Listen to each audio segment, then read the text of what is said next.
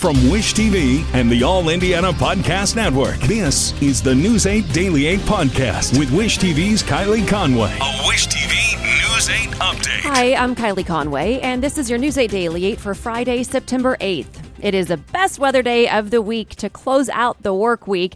Enjoy a comfortable and cool day with a little bit more sunshine. Winds are going to be light out of the north. Highs get to the low to mid 70s. If you're headed out to the Colts kickoff concert tonight or maybe a high school football game, it's going to feel perfect. And as I said, best weather day of the work week. But tomorrow and Sunday are going to be even better. So if you have any outdoor plans this weekend, you're really going to enjoy it. Indianapolis police say now that a person is dead after an East Side shooting. Police shared an update this morning while we were on Daybreak, brought it to you live. The shooting happened on Wallace Avenue near 10th and Emerson.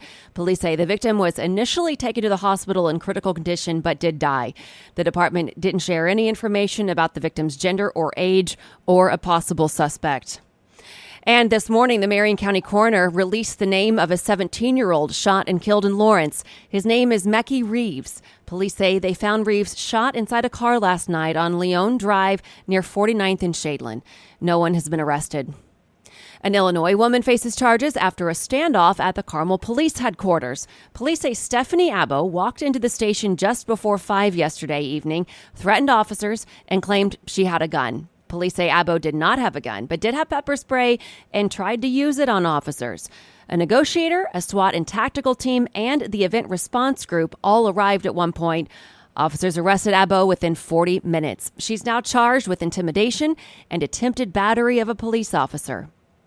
More federal resources to investigate hate crimes are on their way to Indiana. The U.S. attorney covering central and southern Indiana says he plans to add 2 people to his team to investigate hate crimes.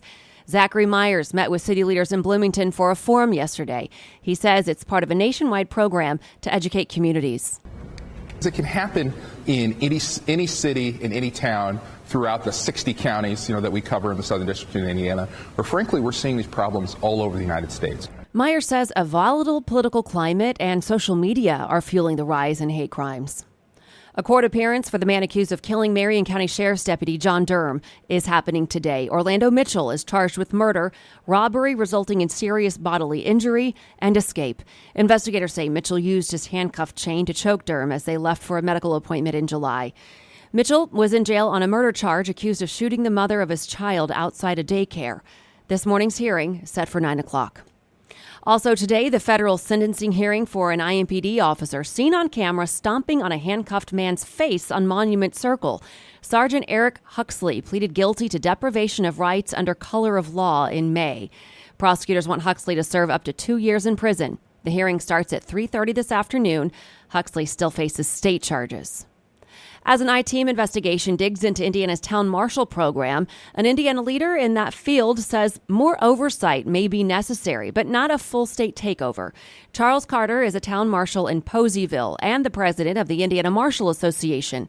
He says he's aware some agencies are allowing deputy marshals to work security jobs for money. As I-Team 8 found in July, that could mean marshals are operating with full Indiana police powers with minimal training. Carter says he's heard of the state possibly taking over the town marshal's program and assigning deputies to each town.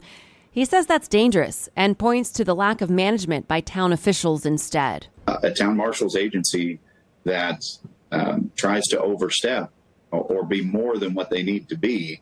I mean, we are the peacekeepers of the town. A newly passed state law curbs the number of marshals a town can have, but requires action from individual town councils and boards.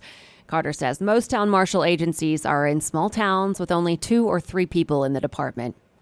Also from I-Team 8, the FBI is still searching for 2 people in a dogfighting and drug ring in Indianapolis. Federal investigators say they're looking for Gregory Henderson Jr. and Maurice Irvin. 18 others are in custody. Investigators released new documents in the case yesterday. They say the investigation started last year. According to the documents, agents and police seized more than 5 pounds of drugs and 90 dogs in raids across the city last week. Police say agencies are now working to rehabilitate the dogs. They're currently at a secure, undisclosed location. They're all going to undergo a full behavioral assessment. The goal ultimately is to make sure that all these dogs are, if possible, adopted and placed in a safe home. The FBI says the ring lasted from December 2020 to last month when the FBI carried out the raids. Protesters want Indianapolis leaders to take action against the crossing at Traders Point development. They held a meeting and hike yesterday to call attention to saving Eagle Creek Park. As we've reported, the proposed Crossings at Trader Point project would transform 200 acres into restaurants, retail, healthcare facilities, hotels, and offices. People in the area are concerned about the development's environmental impact. Worries about the effects on the park's water are high on their list. This is not a good land use decision. The existing zoning makes more sense from a sustainable water resource and a sustainable natural resources perspective. A meeting for final rezoning approval by Indianapolis City County Council is set for October 16th. And today, another giveaway of steering wheel locks in an effort to slow thefts of Kias and Hyundais. The IU Police Department says it's working with IMPD for a giveaway downtown.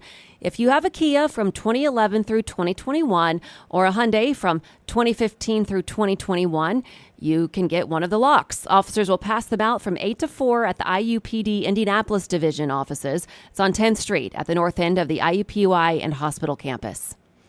Today, a judge is set to release the rest of a grand jury report that led to Georgia's charges against former President Donald Trump and 18 others. The judge released part of it in February, but withheld some specifics to protect the due process rights of some of the accused. He now says the full report can be made public now that the defendants have been indicted. Former White House official Peter Navarro faces up to 2 years in prison.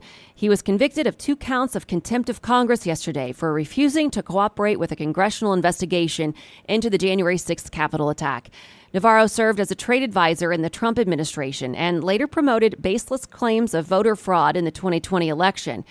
He says he was protected by executive privilege and is vowing to appeal. Navarro's sentence is set for January 12th.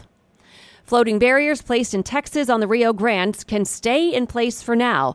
A federal appeals court made the ruling yesterday, one day after a judge called the river buoys a threat to the safety of migrants and relations between the U.S. and Mexico. The barrier is part of a series of measures authorized by the state's governor to discourage migrants from crossing into the U.S. from Mexico. And the start of the school year is providing challenges for major U.S. cities struggling with an influx of immigrants. Public schools in New York City are opening up classrooms to nearly 20,000 children seeking asylum with their parents. School officials say they're prepared to handle new students. We are welcoming all of these new migrant students into our schools with open arms. We know it's a larger political issue and that the mayor and others have to deal with. But when they show up in our schools, they're going to get the best that we have. Prosecutors in Pennsylvania are expressing frustration as the hunt for a convicted murderer stretches into a second week. District Attorney Deb Ryan says she was the prosecutor on the case that initially landed Danilo Cavalcante in prison. He was serving a life sentence for killing his ex-girlfriend.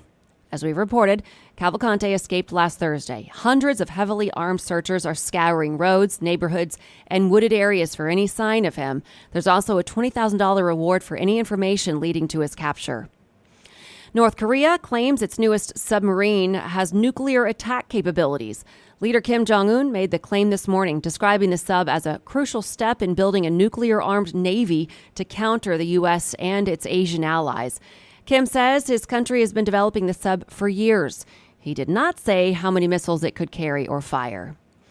Late-night host Jimmy Fallon is apologizing to his staff in the wake of a story published in Rolling Stone. The report includes accusations of a difficult work environment at The Tonight Show.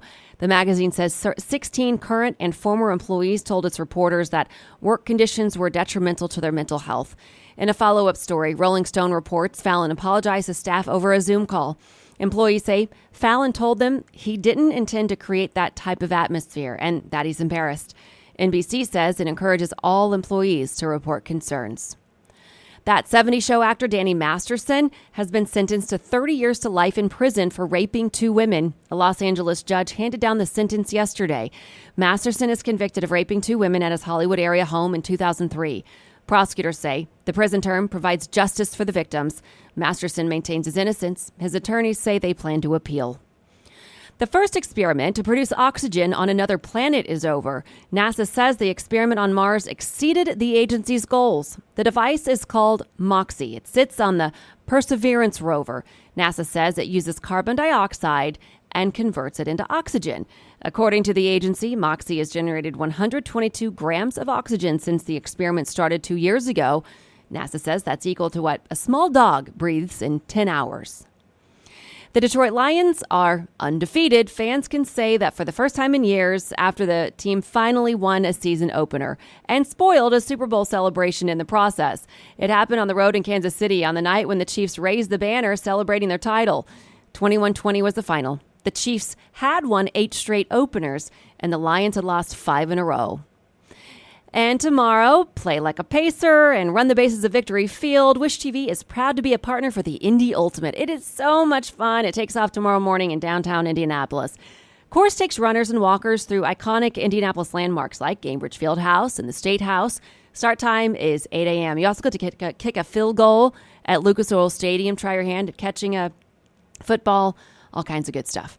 And to business headlines, GM offered a 10% wage hike in contract talks that UAW calls insulting.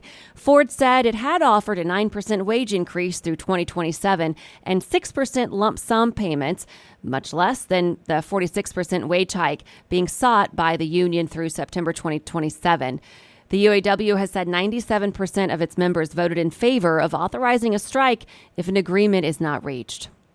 Walmart is paying some new store workers less than it would have 3 months ago, a sign that employers are seeking to cut labor costs as the once hot market for hourly staff cools.